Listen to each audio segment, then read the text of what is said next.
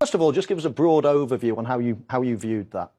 Yeah, of course. We took the unusual step of releasing the audio from this situation not long after it happened. We wanted to show everybody what was very quickly apparent to us was a pretty significant human error, loss of concentration. And of course, we're all disappointed that the VAR system didn't step in to rectify a clear error that we'd seen on the field with the disallowing of the goal. And nobody's more disappointed than the officials themselves. They take pride in their work. They want to be a positive influence on the game. And of course, in this situation, that wasn't the case.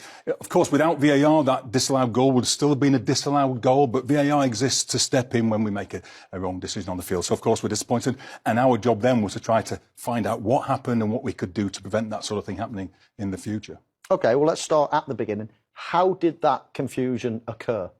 Yeah, of course, that's a fair question. And I think you hear at the very start of the clip, Darren England, the VAR, saying checking the offside. And then he goes into the process of checking whether or not Luis Diaz was in an offside position.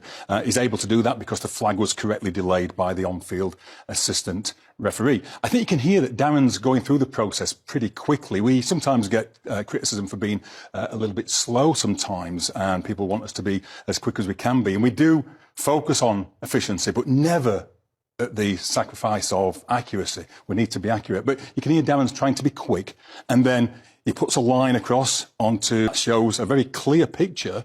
And I think at that point, Darren loses sight of what the on-field decision was, sees the clear picture with Diaz in an onside position as it happens, and quickly completes it. The game is ready to restart very quickly. He communicates to the on-field referee, Simon Hooper, check complete, check complete. Simon hears that, obviously assumes that the check complete is for the offside goal or the disallowing of the goal, and the game restarts.